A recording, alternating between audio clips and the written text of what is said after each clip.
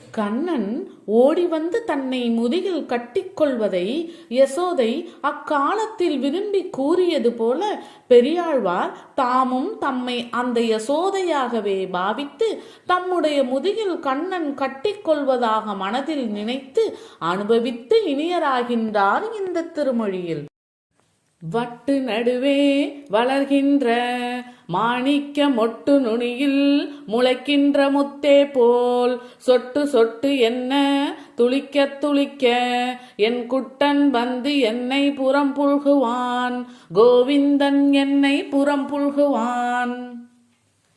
என் பிள்ளை கோவிந்தன் 2 நீலரத்தின வட்டுக்களின் நடுவே வளரும் மாணிக்க அரும்பின் நுனியிலே உண்டாகும் முத்தை போல சொட்டு சொட்டென்று ஓசை வரும்படி அம்மொட்டு துளி துளியாக வெளிவர ஓடி வந்து என் முதுகை கட்டிக்கொள்வான். இங்கே நவரத்தினங்கள் ஓமை காட்டப்பட்டு மெதுவாக வந்து யசோதையின் முதுகை கண்ணன் கட்டிக்கொள்வது மிக அழகாக நயத்துடன் பெரியாழ்வாரால் பாடப்பெற்றுள்ளது. யசோதை என் பிள்ளை கோவிந்தன் என்று பாசமுடன் அழைக்கின்றார். பெற்ற பாசத்தை விட வளர்த்த பாசம் மிகவும் அற்புதமானது என்று சொல்லுவார்கள். அதேபோல் யசோதை கண்ணனின் மேல் வைத்திருந்த பாசம் மிகவும் ஆழமானது என்பதை இப்பாசுரம் தெரிவிக்கின்றது. கண்ணன் கோபியர்களுடன் விளையாடிய விளையாட்டுக்கள் அனைத்துமே தூய அன்பினை அடிப்படையாக கொண்டது. இதனை உணர்ந்து கொள்ளக்கூடிய மனப்பக்குவம் அன்பு வயப்பட்டவர்களுக்கே புரியக்கூடியதாகும்.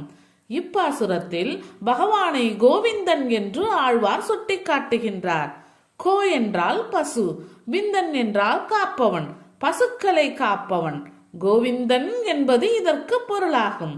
இங்கே பசு என்பது பால் தரும் பசுவை மட்டும் குறிப்பது அன்று, உயிர்களாகிய பசுக்களை வழி தவறி போய்விடாமல் மெய்ப்பொருளில் பாதுகாப்பாக சேர்ப்பவன் என் முதுகை ஓடி வந்து கட்டிக்கொள்வான் என்ற அர்த்தத்தில் இப்பாசுரம் அமைக்கப்பட்டுள்ளது. உலகத்து உயிர்களுக்கெல்லாம் வழிகாட்டக்கூடிய என் பிள்ளை விளையாட்டு பிள்ளை போல் இருப்பதை அவர் சுட்டிக்காட்டுகின்றார். கிண்கிணி கட்டி கிரி கட்டி கையினில் கங்கணம் இட்டு கழுத்தில் தொடர் கட்டி தன்கணத்தாலே சதிரா நடந்து வந்து என் கண்ணன் என்னை புறம் புல்குவான், எம்பிரான் என்னை புறம் புல்குவான். என் கண்ணன் இடுப்பிலே அரைச்சதங்கை விளங்க கையிலே சிறிய பவழவடத்தை கட்டி தோள்களில் தோள்வளை அணிந்து கழுத்திலே சங்கிலியுடன் இன்னும் பல்வேறு நகைகளுடன் நான் அறியாமல் நடந்து வந்து என் முதுகை கட்டிக்கொள்வான். பல ஆபரணங்களை அணிந்த என் கண்ணன் நான் அறியாதபடி நடந்து வந்து என் முதுகை கட்டிக்கொள்வான் என்று யசோதை பெருமை பொங்க கூறுகின்றாள். யசோதை கண்ணனிடம் மிகவும் பாசம் உடையவள். பாசமும் அன்பும் எங்கே இருக்கின்றதோ அங்கே பகவான் எவரையும் கேட்காமல் அங்கு செல்வான். பகவான் நம்மிடமிருந்து எதிர்பார்ப்பது வீண் ஆடம்பரங்களை அல்ல, தூய அன்பு ஒன்றையே அவன் எதிர்பார்க்கின்றான். அந்த அன்புணர்ச்சி மட்டும் இருந்துவிட்டால் அந்த மனிதன் அதிர்ஷ்டசாலியாகி விடுகின்றான். பகவான் மீது ஒருவருக்கு அன்பு ஏற்படுகிறது என்றால் அது பூர்வீக புண்ணியங்களின் முதிர்ச்சியிலேதான் வருகின்றது. யசோதை புண்ணியம் செய்தவள். அதனால்தான் உலகங்களுக்கெல்லாம் தலைவனாக இருக்கக்கூடிய கண்ணன் அவளுக்கு மகனாக ஆயர்பாடியிலே வளர்ந்தான். இந்த பேரு அவளுக்கு எப்படி கிடைத்தது? அவள் பகவான் மீது வைத்திருந்த அன்புதான் இந்த பேற்றினை அவளுக்கு கொடுத்தது. எம்பெருமானே வலிய வந்து அவள் முதுகை கட்டிக்கொண்டான் என்று பெரியாழ்வார் காட்டுவது யசோதையின் தூய்மையான அன்பினை படம் பிடித்து காட்டுவதாகும். கத்த கதித்து கிடந்த பெருஞ்செல்வம் ஒத்து பொருந்தி கொண்டு உண்ணாது மண்ணாழ்வான், கொத்து தலைவன் குடிகெடத் தோன்றிய அத்தன் வந்து என்னை புறம் புல்குவான், ஆயர்கள் ஏறி என்னை புறம் புல்குவான். மிகுந்த ஆணவம் கொண்ட துரியோதனன் பறந்து விரிந்த செல்வத்தை பாண்டவர்களோடு ஒற்றுமையாக இருந்து அனுபவிக்காமல் தான் மட்டுமே பூமியை அரசாள நினைத்தான். தம்பியரும் சுற்றத்தாரும் சேனைகளுமாகிய கூட்டத்திற்கு தலைவனான துரியோதனன் தன் குலத்தோடு அழியும்படி அவதாரம் செய்தான் கோவிந்தன். அத்தகைய யாதவ தலைவன் மெல்ல வந்து என் முதுகை கட்டிக்கொள்வான். பாண்டவர்களும் துரியோதனனும் பங்காளிகள், சந்திரகுலத்து வழித்தோன்றல்கள். திருதராஷ்டிரனுக்கு மகனாக துரியோதனன் உட்பட 100 பேர் பிறந்தார்கள். அவன் தம்பி பாண்டு மகாராஜாவின் புத்திரர்களாக பாண்டவர்கள் பிறந்தார்கள். சிறு வயதிலிருந்தே பாண்டவர்களை பார்த்து துரியோதனன் பொறாமைப்பட்டான். அரக்கு மாளிகை கட்டி பாண்டவர்களை எரிக்க பார்த்தான். வஞ்சகமாக சூதாடி ராஜ்யத்தை கவர்ந்தான். அரச குமாரர்களான பாண்டவர்களை காட்டில் திரியும்படி சூழ்ச்சி செய்தான். கானக வாழ்க்கையை முடித்துவிட்டு வந்த பாண்டவர்களுக்கு உரிய ராஜ்யத்தை கொடுக்க மறுத்தான். பங்காளிகளான பாண்டவர்களுடன் ஒற்றுமையாக இருந்து பூமியை அனுபவிக்காமல் தான் மட்டுமே இப்பரந்த உலகை ஆள வேண்டும் என்ற அற்ப புத்தி அவனிடம் இருந்தது. தம்பிகள் இருக்கிறார்கள், உறவினர்கள் தன்னை சூழ்ந்திருக்கின்றார்கள், மிகப்பெரிய சேனாபலத்தை கொண்டிருக்கின்றோம், நம்மை பாண்டவர்களால் எதுவும் செய்ய முடியாது என்கின்ற ஆணவத்தை துரியோதனன் கொண்டிருந்தான். அதனால்தான் அடுக்கடுக்காக அவர்களுக்கு இன்னல்களை அவன் ஏற்படுத்தினான். இந்த ஆணவத்திற்கெல்லாம் முடிவு கட்டவே கண்ணன் அவதரித்தான் என்று இப்பாசுரம் எடுத்து காட்டுகின்றது. அந்த அடிப்படை தத்துவப்படி துரியோதனன் தன் குலத்தோடு அழியும்படி கோவிந்தன் தோன்றினான் என்பது இதன் கருத்தாகும். ஆந்தகம் ஏந்திய நம்பி சரணென்று தாழ்ந்த தனஞ்சயருக்காகி தரணியில் வேந்தர்கள் உட்க விசயன் மணித்தின் தேர் ஊர்ந்தவன் என்னை புறம் புல்குவான், உம்மர்கோன் என்னை புறம் புல்குவான். வாளேந்திய நம்பியே, நீ மட்டும் எனக்கு துணை இருந்தால் போதும் என்று வேண்டிய அர்ஜுனனுக்கு சாரதியாக இருந்து பகை மன்னர்கள் கலங்கும்படி குருஷேத்திரத்தில் தேரை செலுத்திய கண்ணன், தேவர்களின் தலைவன், பின்னால் வந்து என் முதுகை தழுவிக்கொள்வான். கண்ணனினுடைய ஆதரவை பெறுவதற்கு அர்ஜுனன் துவாரகை சென்றான். அதே நாளில் துரியோதனனும் அங்கே சென்றான். முதலில் சென்ற துரியோதனன் கண்ணன் உறங்கிக் கொண்டிருப்பதை கவனித்து கண்ணனுக்கு தலைப்பக்கமாக இருந்த ஆசனத்தில் அமர்ந்தான். சற்று நேரத்தில் அங்கு வந்த அர்ஜுனன் பகவானின் கால் பக்கமாக கைகூப்பியபடி நின்றான். சற்று நேரத்தில் கண் விழித்த கண்ணன் எழுந்து அர்ஜுனனை பார்த்து அவனுக்கு நல்வரவு கூறினார். அடுத்து துரியோதனனையும் பார்த்த அவர் அவனுக்கும் நல்வரவு கூறினார். நீங்கள் இருவரும் என்னை தேடி வந்த காரணம் யாது என்று கண்ணன் கேட்டார். துரியோதனன் முதலில் பேசினான். எங்களுக்கும் பாண்டவர்களுக்கும் யுத்தம் வரப்போவது உறுதியாகிவிட்டது. அந்த யுத்தத்தில் எனக்கு உதவி செய்ய உங்களை நாடி வந்துள்ளேன். நான் தான் இங்கே முதலில் வந்தேன் என்றான் துரியோதனன். அதை கேட்ட கண்ணன், நீ முதலில் வந்தவனாக இருக்கலாம், ஆனால் நான் முதலில் அர்ஜுனனைத்தான் பார்த்தேன். உங்கள் இருவருக்குமே உதவி செய்யவே நான் விரும்புகின்றேன். போரில் பகைவர்களை அஞ்சாமல் தாக்கக்கூடிய லட்சக்கணக்கான படைகள் ஒருபுறம் உள்ளன. ஆயுதம் ஏந்தாத தனி ஒரு ஆளாக நான் இருக்கின்றேன். எது வேண்டுமோ அதை பெற்றுக்கொள்ளலாம். பரிசு என்று தரும்பொழுது முதலில் இளையவர்களுக்குத்தான் முதலிடம் தர வேண்டும். ஆகவே அர்ஜுனன் முதலில் கேட்கட்டும் என்று கூறினார். தாங்கள் மட்டும் எனக்கு துணை இருந்தால் போதும் என்று அர்ஜுனன் கேட்டான். படைகளை துரியோதனன் பெற்றான். தனி ஒருவராக இருந்தபோதும் அர்ஜுனனுக்கு சாரதியாக இருந்து கௌரவர்களை அழித்தவர் கண்ணன்தான். பகவான் ஒருவரை மட்டும் துணையாக கொண்டால் எல்லா வெற்றிகளையும் பெறலாம் என்று ஆழ்வார் இப்பாசுரம் மூலம் வழிகாட்டுகின்றார். வெண்கல பத்திரம் கட்டி விளையாடி கண்பல செய்த கருந்தழை காவின் கீழ் பண்பல பாடி பல்லாண்டி செய்ப்ப பண்டு மண்பல கொண்டான் புறம் புல்குவான், வாமணன் என்னை புறம் புல்குவான்.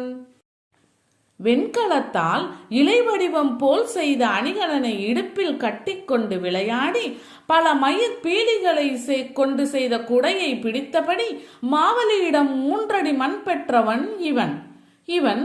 திருவிக்கிரமனாக வளர்ந்ததை அடியார்கள் பாசுரங்களாக வடித்து பல்லாண்டு பாடியுள்ளார்கள். 2 அடிகளால் உலகங்களை அளந்து தனதாக்கிக் கொண்ட வாமனன் என் முதுகை கட்டிக்கொள்வான்.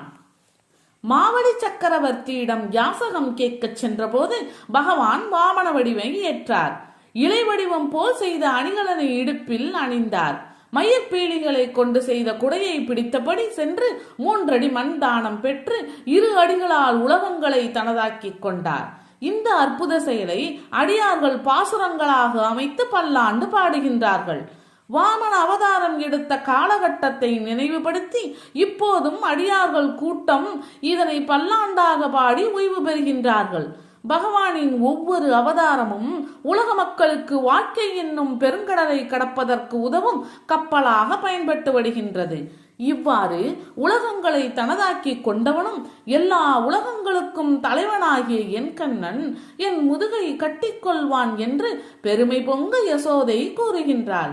என் பிள்ளை சாதாரண பிள்ளை இல்லை, திருவிக்கிரமனாக வளர்ந்தவன். அசுர சக்திகளை பாதாளத்தில் அழுத்தி நல்லவர்களை வாழ வைத்தவன் என்பது இதன் உட்கருத்தாகும். பெரியாழ்வார் வரிக்கு வரி கண்ணனின் பெருமைகளை பாசுரத்தில் சேர்த்திருப்பதைப் போல எம்பெருமானின் அடியார்கள் கண்ணனின் ஒவ்வொரு அசைவையும் பாசுரங்களாக செய்து பல்லாண்டு பாடியிருக்கின்றார்கள். பகவானின் லீலைகள் அனைத்துமே உலகத்தவருக்கு கலங்கரை விளக்கமாக இருந்து வருகிறது என்பதை பெரியாழ்வார் இப்பாசுரம் வழியாக எடுத்து காட்டியுள்ளார். சத்திரம் ஏந்தி தனி வருமானியாய் உத்தர வேதியில் நின்ற ஒருவனை கத்திரியர் காண காணிமுற்றும் கொண்ட பத்திராகாரன் புறம் புல்குவான் பாரளந்தான் என் புறம் புல்குவான். மாவலி சக்கரவர்த்தி யாகம் செய்யும் இடத்திற்கு பிரம்மச்சாரியாய் குடையேந்தி வாமனன் சென்றான்.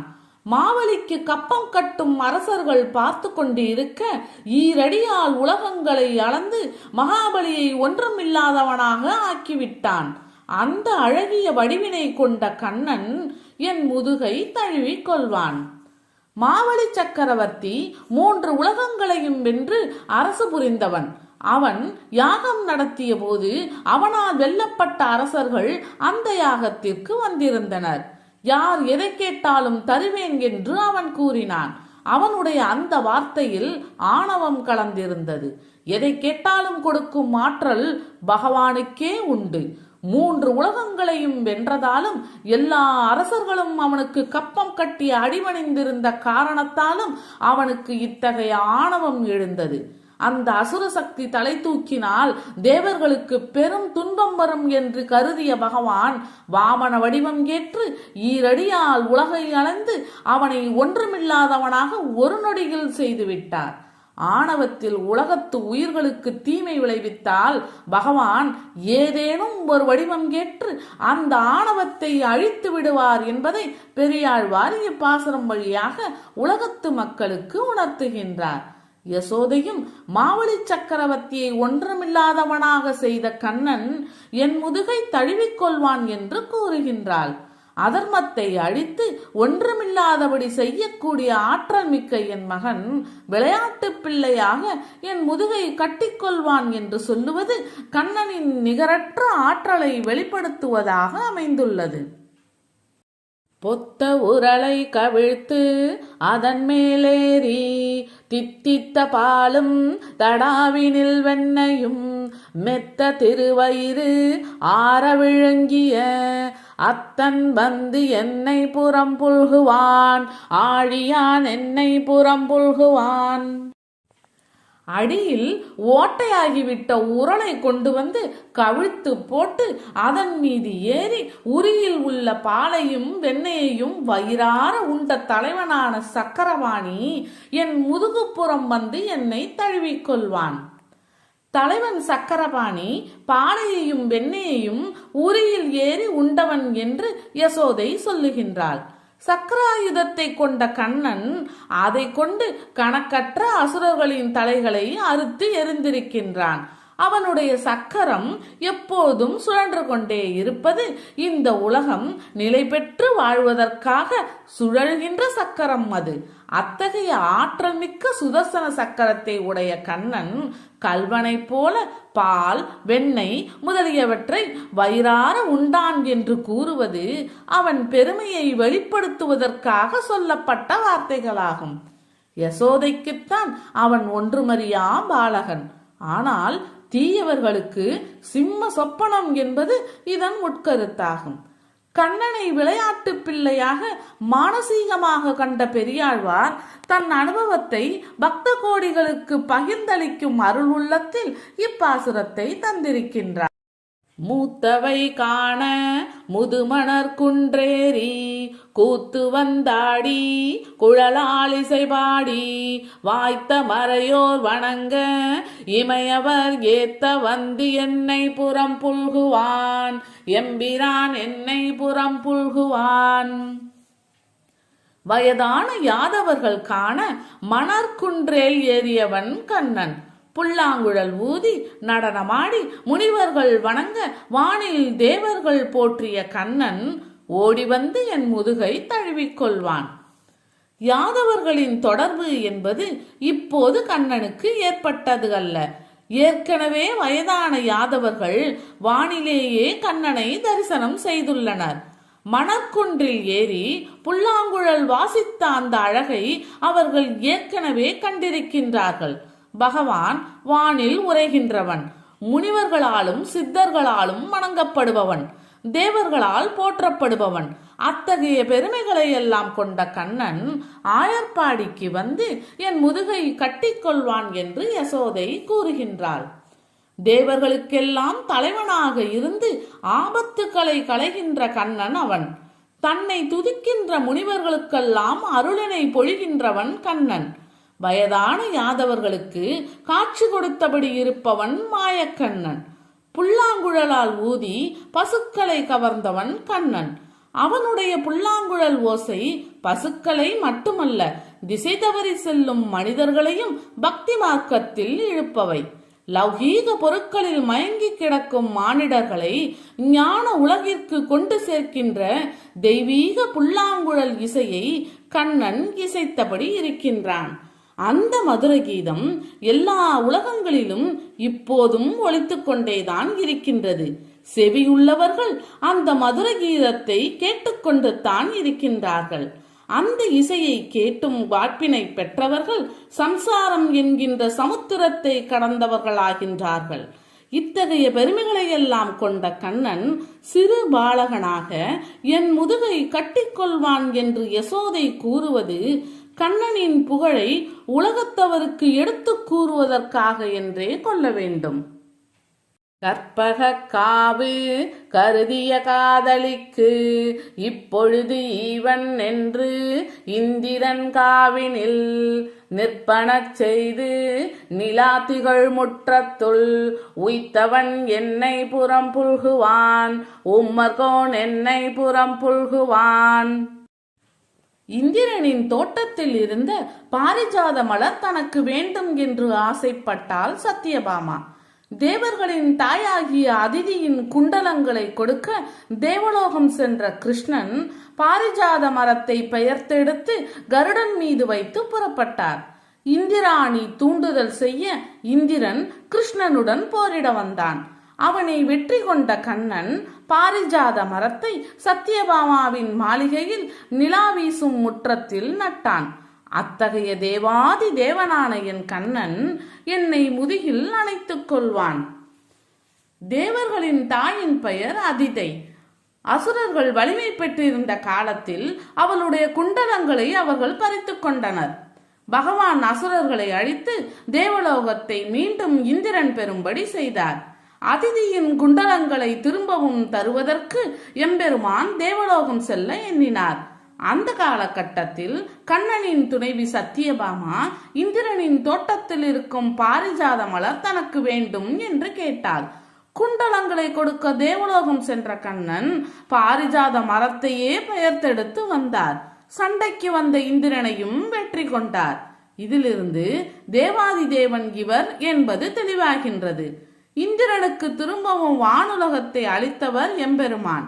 அவருக்கு எல்லா உலகங்களும் உரிமையுடையவை.